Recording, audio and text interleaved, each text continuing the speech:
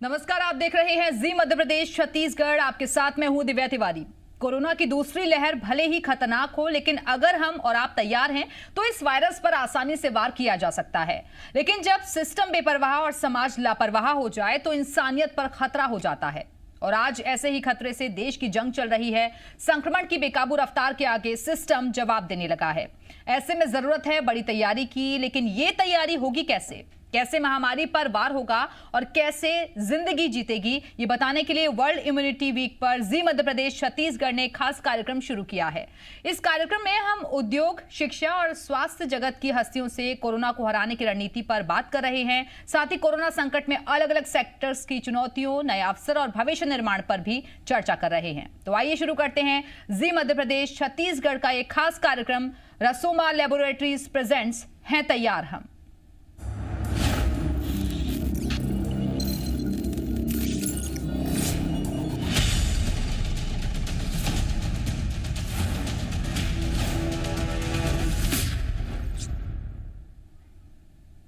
और चलिए, आज चर्चा में हमारे साथ जुड़ रहे हैं सुनील रामदास अग्रवाल, जो कि चेयरमैन है रामदास द्रौपदी फाउंडेशन के। सुनील जी, बहुत बहुत स्वागत है आपका जी मध्य प्रदेश छत्तीसगढ़ पर।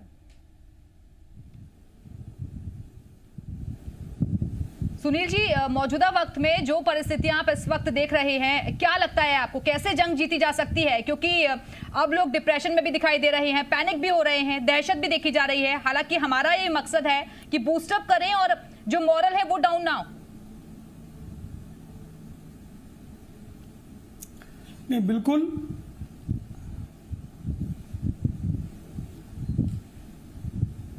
जी। सुनील जी, आवाज मिल रही है आपको?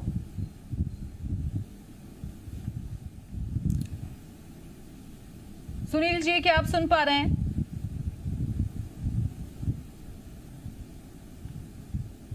जी जी, अभी आई।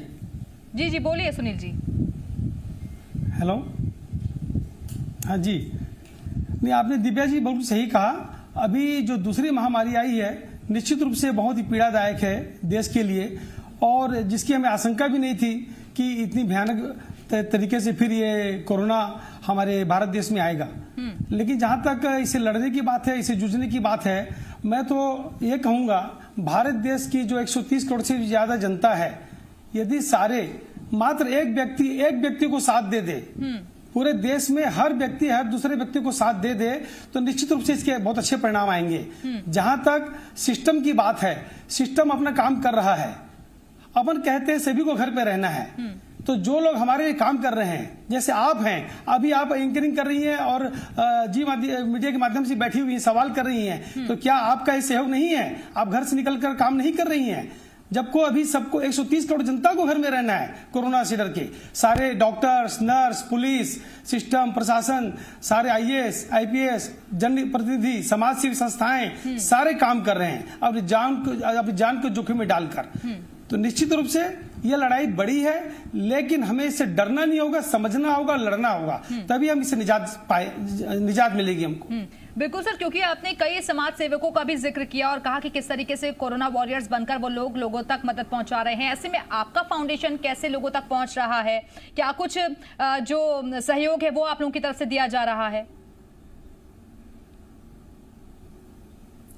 नहीं, हमारा जो रामदास द्रौपदी फाउंडेशन के माध्यम से जब कोरोना की शुरुआत पिछले मार्च में भी हुई थी, तभी भी हमारे भाइयों ने, पिताजी ने, हमने सब पूरे परिवार ने मिलकर खाने का पैकेट, जरूरतमंदों को सूखा राशन, परिवहन की व्यवस्था, आवाजाही की उस समय बहुत तकलीफें थी तब भी, और अभी भी जो दोबारा भी अभी आया है। मेरे छोटे भाई रायगढ़ में सुशील रामदास अग्रवाल अग्रसेन साझा चूल्हा के माध्यम से, रोटरी क्लब के माध्यम से, लायंस क्लब के माध्यम से, हमारे फाउंडेशन के माध्यम से अनेक संस्थाओं के साथ हम लोग काम करते हैं। और ये खाने का कार्यक्रम, एक दूसरे की मेडिसिन की जरूरत हो, सभी पे काम कर रहे हैं अभी हम लोग।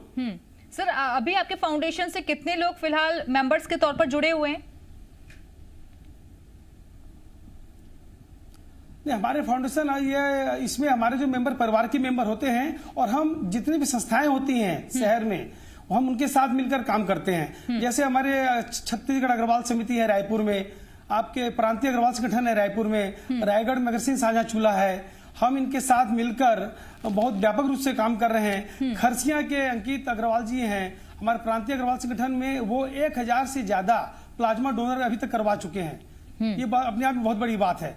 वैसे ही छत्तीसगढ़ अग्रवाल सेवा समिति भी हमारी जो रायपुर में है, प्लाज्मा के लिए काम हो, अभी दवाइयों की कमी हो गई है, रेमडेसिविर की कमी हो गई है, और भी इंजेक्शन की कमी हो गई है, तो हम अपने सोशल मीडिया के माध्यम से ग्रुप बनाया हुआ है, एक दूसरे की मदद कर रहे हैं, अपनी बातों को पहुंचा रहे हैं। सुनील जी, क्योंकि आप हमेशा से ही आपका फाउंडेशन और आप जनता के बीच रहते हैं, उनको आर्थिक मदद पहुंचाने की बात हो या फिर उनको आगे सहयोग देने की बात हो, वो आप लोगों की तरफ से किया जाता रहा है। लेकिन क्योंकि आप परिस्थितियों को इस वक्त देख रहे हैं, क्या कुछ आपको लगता है कि और बेहतर किए जाने की जरूरत है, खासतौर पर छत्तीसगढ़ और आसपास के इलाकों में? निश्चित रूप से अभी बहुत आवश्यकता है और उसका प्रयास किया भी जा रहा है। राजनीतिक तौर से भी सरकार भी कर रही है, प्रशासन भी कर रहा है, समाजसेवी संगठन भी कर रहे हैं और आम जनता भी कर रही है। लेकिन अभी भी थोड़े से अवेयरनेस की जरूरत है। हम अपनी दिनचर्या को सुधारें, अपनी परिस्थितियों को ठीक बनाएं। परेशानी सभी को अपनी है, लेकिन परेशानी का यह मतलब नहीं है कि हम व्यवस्थाओं को उसमें बाधा डालें। हमें एक दूसरे के सहयोग करना होगा, तभी हम इससे मुक्ति पाएंगे। सुनील जी, एक बात जो बार बार सरकार की तरफ से भी की जा रही है और हर कोई यही कह रहा है कि जागरूकता आनी चाहिए, लेकिन कई जगह हम देख रहे हैं कि अभी भी लोगों में लापरवाही देखी जा रही है। लॉकडाउन लगाया गया है, लेकिन वहां पर भी सही तरीके से लोग पालन नहीं कर रहे हैं। निश्चित रूप से थोड़ा दुख का विषय तो भाई, अब आप देखेंगे पूरे देश में सोशल मीडिया के माध्यम से, आपके प्रिंट मीडिया के माध्यम से, इलेक्ट्रॉनिक मीडिया के माध्यम से आप सभी ने मतलब कोई सेकंड नहीं छोड़ा है। 24 घंटे आप पिछले 1 साल से सभी को समझा रहे हैं और सभी को इस बात का पता भी है और जागरूकता निश्चित रूप से आई भी है। परिस्थितियां दोनों हैं, अच्छी बुरी दोनों हैं, लेकिन हमें, चूंकि भारत एक विकासशील देश है, भारत एक विकसित देश नहीं है, यहाँ पर समस्याओं का यहाँ पर अंबार लगा रहता है, क्योंकि यहाँ की जो जनसंख्या है भारत देश की वो 130 करोड़ से ज्यादा है, तो चुनौतियां भी उतनी हैं। कह देना आसान, किसी के ऊपर आरोप मढ़ना आसान होता है। राजनीतिक दल या और भी कोई लोग हों, एक दूसरे के ऊपर आरोप तो लगाते रहे हैं और लगाते भी रहेंगे, लेकिन हमें उन बातों पर ध्यान कम देना है। हमें इस पर कैसे काम हो और हमें सफलता मिले, हमें उस पर जाना है। जी सुनील जी, क्योंकि 2020 में जो हमने वक्त देखा था, उस दौरान छत्तीसगढ़ ने बहुत अच्छे से काबू किया था चीजों पर, और ऐसे स्थिति फिलहाल नहीं दिख रही थी जो फिलहाल मौजूदा वक्त में हम देख रहे हैं। तो क्या लगता है आपको, सरकार को और कहां पर काम करने की जरूरत है? क्योंकि अस्पतालों में भी हम देख रहे हैं कि कई जगह दिक्कतें लोगों को झेलनी पड़ रही है, कहीं ऑक्सीजन की थोड़ी बहुत कमी है, दवाइयां भी सही तरीके से नहीं मिल पा रही हैं, जो इलाज मिलना चाहिए वो प्रॉपर तरीके से नहीं मिल रहा है। देखिए, इस बारे में मैं ऐसा कहना चाहूंगा, पिछले बार भी छत्तीसगढ़ में काबू में था और अभी भी ठीक है, कुछ ज्यादा लग रहा है अपने को, क्योंकि एक साथ आ गया। जब कोई समस्या एक साथ आती है तो उसका निदान हो ही नहीं सकता। आपके घर में मान लो कोई 20 मेहमान एक साथ आ जाएंगे, खाना खिलाइए, आप कैसे खाना खिलाएंगे आधे घंटे में?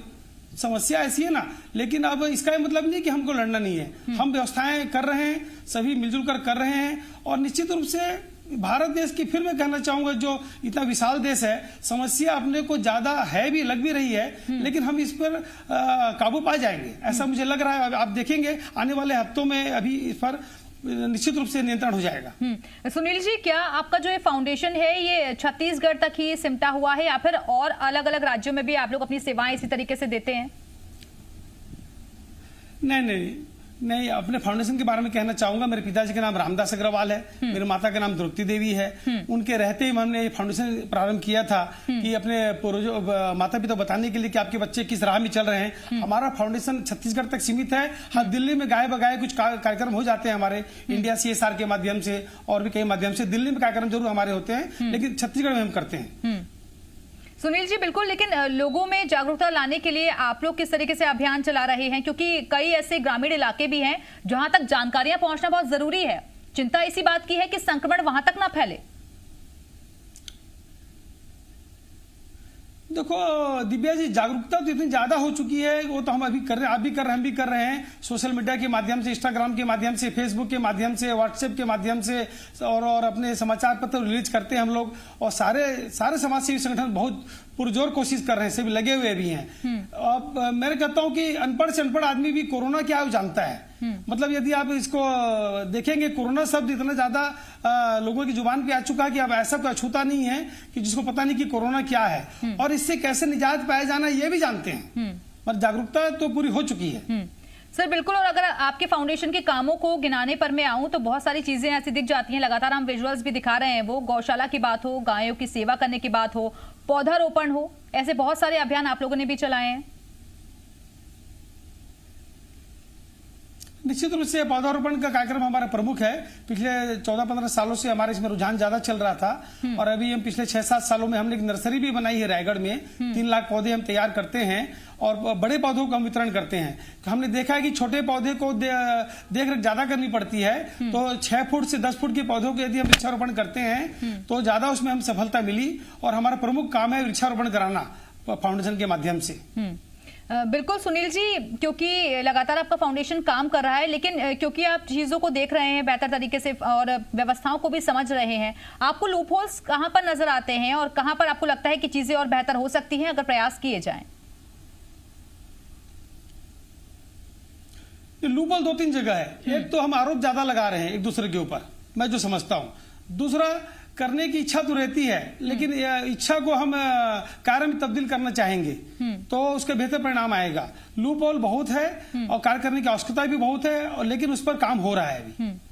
लेकिन आपको लगता है कि 2020 में जो वक्त हमने देखा था उसके बाद हालात तो सुधरे लेकिन हम लापरवाह होते चले गए और शायद इसी का खामियाजा इस वक्त हम देख रहे हैं?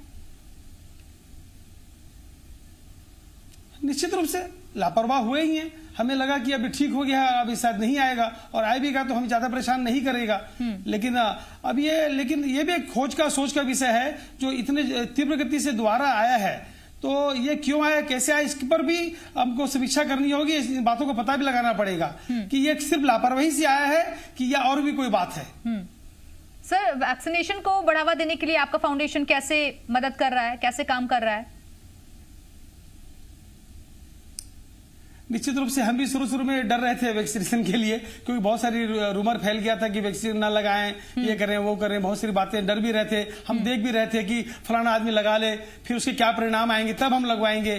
कुछ ऐसी बातें भी थी, इसलिए भी वैक्सीनेशन थोड़ी सी जो कम हुई। अभी जो 14 करोड़ हुई है, यदि शुरू से हम नहीं डरते तो ये 20 करोड़ से ऊपर हो जाती। बिल्कुल सर, क्योंकि ये जो वायरस आया है, जो सेकंड वेव इस वक्त हम देख रहे हैं, उसका सीधा इम्पैक्ट जो है छोटे छोटे बच्चों पर और खासतौर पर युवाओं पर पड़ रहा है। लेकिन एक अच्छी पहल ही हम कहेंगे क्योंकि 1 मई से अब 18 साल से ऊपर के लोगों को भी वैक्सीनेशन लगना शुरू हो जाएगा। निश्चित रूप से इस पर बहुत ही आगे आकर लगाना चाहिए, क्योंकि हमने देखा है कि जिनको जो वैक्सीनेट हो गए हैं उन पर कोरोना का प्रभाव नहीं हुआ है तो बहुत कम हुआ है। इसके परिणाम आ चुके हैं और पूरे भारत देश की जनता से मैं अपील करता हूं कि इस पर जरा भी लापरवाही न करें, वैक्सीनेशन जरूर करवाएं। सुनील जी, क्योंकि किसी भी काम में तब हमें पूरा, अगर हम कह सकते हैं 100% मिलता है जब जनता का भी साथ मिले, सहयोग मिले। तो आपको इस काम में जनता का कितना सहयोग मिल रहा है, सपोर्ट कर रही है जनता कितना आपको? जो 130 करोड़ जनता है वो जनता ही है और जनता ही सारा काम कर रही है, चाहे वो अस्पताल में हो, चाहे वो चौक चौराहे पे हो, चाहे कहीं भी ऑफिस में हो, जो भी काम कर रहे हैं, उद्योग का काम हो। सर, मैं एक बात और कहना चाहूंगा जी। हम एक तरफ तो कहते हैं कि आपको घर में रहना है, मतलब एक जो आबादी है भारत देश की 130 करोड़, सभी को घर पे रहना है। जब सभी घर पे रहेंगे तो फिर काम कैसे होगा? हमें उन लोगों को सैल्यूट करना चाहिए, हमको थैंक्स देना चाहिए जो इस कोरोना महामारी में आप लोग और भी लोग, आपके पुलिस प्रशासन हो, आपका हॉस्पिटल के लोग हो और आपके जितने भी ट्रेन चल रही है, फ्लाइट चल रही है, जो भी सेवाएं दे रहे हैं अपने, उनको बहुत दिल से धन्यवाद देना चाहिए कि इस कोरोना की महामारी में भी वो अपनी सेवाएं दे रहे हैं देश को।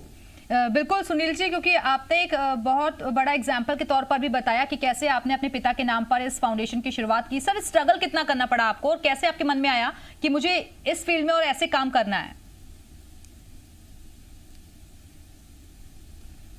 देखो, धार्मिक सरोकार और सामाजिक सरोकार सर्वोपरि होना चाहिए जीवन में। राजनीतिक और आर्थिक सरोकार तो ठीक है अपनी जगह, 4 सरोकार होते हैं, धार्मिक, सामाजिक, राजनीतिक, आर्थिक। तो मैं समझता हूँ धार्मिक और सामाजिक सरोकार को ऊपर रखना होगा और हमें अच्छे कार्य करने होंगे। हम अच्छा कार्य करेंगे तो हमारी पीढ़ियां अच्छा काम करेंगी, और भारत देश में तो इसकी बहुत ज्यादा जरूरत हो गई है। अभी जिस तरीके से बातें चल रही हैं धर्म को लेकर, समाज को लेकर, राजनीति को लेकर, अर्थव्यवस्था को लेकर, तो हम आने वाली पीढ़ियों को यदि हम अच्छी सोच नहीं देंगे, हम अच्छे कार्य कर बताना होगा, बोल कर नहीं बताना, हमें अच्छे कार्य उनको कर बताना होगा। इसी सोच के साथ ये फाउंडेशन की स्थापना की गई है। सर, आगे आपकी क्या कुछ प्लानिंग है अब?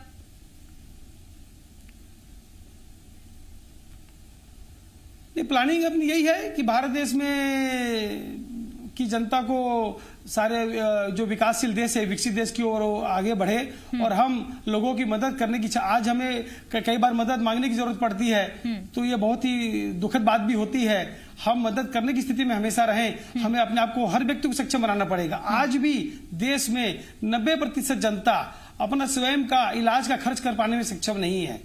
ये बहुत ही दुख का विषय है। उसको अपने आप को इतना सक्षम बनाना पड़ेगा कि वो अपनी देखभाल तो करे, औरों की मदद कर सके। सर, क्योंकि ये ऐसा वक्त है जिसमें लोगों के जो टिप्स हैं वो बहुत काम आ जाते हैं, उनके जो सुझाव हैं वो भी बहुत काम आ जाते हैं, और इसी वजह से सरकार भी ऐसे फाउंडेशन से, जो समाज सेवा से जुड़े हुए लोग होते हैं, उनके आउटपुट्स और उनके जो टिप्स हैं वो लेती रहती है। क्या आप लोगों की तरफ से भी कभी कोई ऐसे टिप्स या उनको कोई सुझाव दिए गए हैं? नहीं, हमें तो हमेशा देते रहते हैं। हम तो अनेक संगठन, खाली रामदास तोपते फाउंडेशन में नहीं, हम तो अनेक सामाजिक संगठनों में भाग लेते रहते हैं, और हम लोग उसमें अपने दायित्व निभा रहे हैं। रायपुर के VIP रोड में श्री राम मंदिर में भी मैं उपाध्यक्ष हूँ, और अभी हम श्री राम मंदिर के माध्यम से भी सुनील अग्रवाल जी बसना वाले के साथ प्रतिदिन 1000 पैकेट का खाना का वितरण भी किया जा रहा है। मैं कहना चाहूंगा, आपने जो कहा कि सभी सामाजिक संगठनों को अपनी पूरी क्षमता के साथ काम करना होगा। सर, लेकिन चैलेंजेस अब आगे आप किस तरीके से देख रहे हैं? कैसे हालात काबू में आएंगे? क्या कोई तरीका आपको समझ में आता है? प्रयास तो बहुत हो रहे हैं। इसके बारे में कहना जी इसके बारे में कहना जल्दीबाजी होगी। हाँ, ऐसा लगता है कि मई के महीने तक कुछ शांत हो जाएगा, लेकिन हम इसको ऐसा ना समझे। इसको तो हमको अपनी दिनचर्या में ढालना होगा। 2, 4, 5 साल तक हमको ये सोचना होगा कि कभी भी आ सकता है, तो हमें अपनी तैयारी को वैसे रखना होगा। बिल्कुल, और इसी वजह से सर हमारा भी कार्यक्रम का मकसद सुनील जी यही है कि हम लोगों में कम से कम ये भावना ला सकें कि जो गाइडलाइंस जारी की गई हैं उन गाइडलाइंस का पालन करें, खासतौर पर मास्क लगाकर रखें। लेकिन इन सब के बीच हम देख रहे हैं कि राजनीति भी बहुत हो रही है। हालांकि समाज से भी तो बहुत ज्यादा आ रहे हैं, और कोशिश यही रहती है कि कोई भी व्यक्ति कम से कम भूखा ना रहे। निश्चित रूप से, और ये जो भूखा न रहे, इस कार्यक्रम को धार्मिक और सामाजिक लोग ही ज्यादा अच्छे से संचालन कर सकते हैं, वो कर भी रहे हैं। और मैं कहना चाहूंगा, जहां तक गाइडलाइन का सवाल है, आपने जो कहा कि हम अपने दिनचर्या में प्राणायाम को निश्चित रूप से समय दें। प्राणायाम को सुबह शाम 2 टाइम करें। इससे आपका प्राणायाम करने से आपका ऑक्सीजन लेवल बेहतर होता है, आपके लंग्स ठीक होते हैं, साइनस की समस्या दूर होती है। तो आप खुद आपका ऑक्सीजन जनरेट करता है बॉडी आपका, जब आप प्राणायाम करते हैं, योगा करते हैं, तो इसको अपनी दिनचर्या में शामिल करना चाहिए। और 2 टाइम काढ़ा लेना चाहिए निश्चित रूप से, और हल्दी वाला दूध लेना चाहिए, और अपनों से प्यार करना चाहिए, एक दूसरे का सम्मान करना चाहिए, सहयोग करना चाहिए। बिल्कुल सुनील जी, और हम चाहेंगे कि एक बार फिर से आप हमारे दर्शकों को बताएं कि वो कौन कौन से ऐसे सामाजिक कार्य हैं जो कि आप लोगों की तरफ से किए गए हैं, और जनता में एक मैसेज भी गया है। बड़ी संख्या में युवा भी आपको सपोर्ट कर रहे हैं, लोग भी आपके साथ जुड़ रहे हैं। हम तो फाउंडेशन के माध्यम से जो सबसे बड़ा मैसेज देते हैं, प्रकृति का देते हैं। यदि हम प्रकृति को संजो कर रखेंगे तो कोई परेशानी नहीं आएगी। ये सारे परिणाम दुष्परिणाम प्रकृति के साथ छेड़छाड़ करने के कारण हुई है। मैं तो अपील करता हूं, प्रत्येक व्यक्ति अपने जीवन में अपनी क्षमता से जितना वृक्षारोपण कर सके, पेड़ पौधे लगा सके, और वेस्ट मैनेजमेंट करे, पर स्वच्छता रखे, सफाई रखे, पर्यावरण को ठीक रखे, तभी आपका जीवन भी अच्छा रहेगा, और ये जो आकस्मिक आपदाएं जो आती हैं ये भी नहीं आएंगी। तो आगे क्या कुछ प्लानिंग है आपकी फाउंडेशन को लेकर? क्या आप और सदस्य को जोड़ेंगे, और कैसे और ज्यादा मतलब मोटिवेट करेंगे लोगों को, जागरूकता कैसे लाएंगे आगे? निश्चित रूप से मोटिवेट भी करेंगे, और समय समय पर जब जिस विषय पर जरूरत होगी उस पर कार्य करेंगे। आज मान लो कोरोना के ऊपर काम करना है, उस पर काम कर रहे हैं। कल के दिन शिक्षा के ऊपर करना होगा, स्वास्थ्य के ऊपर करना होगा, महिला सशक्तिकरण के ऊपर करना होगा, स्पोर्ट्स के ऊपर करना होगा। ऐसी बहुत सी चीजें हैं। रोटी कपड़ा मकान है, सड़क बिजली पानी है, जो सरकार की चीज स्कीम है। सबके प्रति लोगों में क्या होता है दिव्या जी, हम जागरूकता लाने का काम जैसे आप मीडिया वाले करते हैं, हमको भी जागरूकता अधिक से अधिक लाएंगे तो हर व्यक्ति उसमें आगे बढ़ेगा। सहयोग करने की एक क्षमता होती है, एक उसकी निश्चित सीमा होती है, लेकिन हम जागरूकता लाएंगे तो इसके बेहतर परिणाम आएंगे। बिल्कुल सुनील जी, और देखिए छत्तीसगढ़ वो प्रदेश है जो कि स्वच्छता के क्षेत्र में भी आगे रहा है और जनता के लिए एक मैसेज भी जाता है इस बीच, इसलिए हम भी चाहते हैं कि हरा भरा रहे छत्तीसगढ़ और लोगों में जागरूकता आए और वो भी एक पौधा जरूर लगाएं, और यही मैसेज आपका फाउंडेशन भी दे रहा है लगातार। निश्चित रूप से छत्तीसगढ़ बहुत प्यारा प्रदेश है हमारा, यहाँ सब मिलजुल कर रहते हैं। यहाँ पर राजनीतिक लोग भी आपस में भले अपनी बातें रखते हैं, लेकिन उनमें भी भाईचारा रहता है। छत्तीसगढ़ के लोग बहुत अच्छे हैं और यहाँ पर स्थितियां हमारे नियंत्रण में आ जाएगी हमारे सभी आपस के सहयोग से। बिल्कुल सुनील जी, और आप मैसेज क्या कुछ देना चाहेंगे छत्तीसगढ़ की जनता को? जैसे आपका फाउंडेशन भी काम कर रहा है, राज्य सरकारें भी प्रयास कर रही हैं, लेकिन मैसेज क्या कुछ आपकी तरफ से? छत्तीसगढ़ की जनता को मैं कहना चाहूंगा कि वो अभी इस महामारी में जागरूक रहे और घर से कम निकलें। बहुत ज्यादा आपको जरूरत हो तभी आप बाहर जाएं, और सारे पोस्ट जो डालते हैं अपन लोग व्हाट्सएप के माध्यम से और सोशल मीडिया में अच्छे डालें, और जहां भी आपको जरूरत पड़ती है, कि पता चलता है कि किसको क्या जरूरत है, उसकी कोशिश करें, उस तक पहुंचाएं। और शासन, प्रशासन, सामाजिक संस्थाएं, धार्मिक संस्थाएं सबके साथ मिलकर काम करें। बिल्कुल सुनील जी, और सोशल मीडिया जो है एक बड़ा प्लेटफॉर्म भी हम कह सकते हैं कि इस वक्त हम देख रहे हैं, जिसका असर भी नजर आ रहा है, लोग बहुत ज्यादा जागरूक भी हो रहे हैं। तो कोरोना संकट काल में आपके विशिष्ट योगदान के लिए सुनील जी, जी मध्य प्रदेश छत्तीसगढ़ आपको सम्मानित करता है।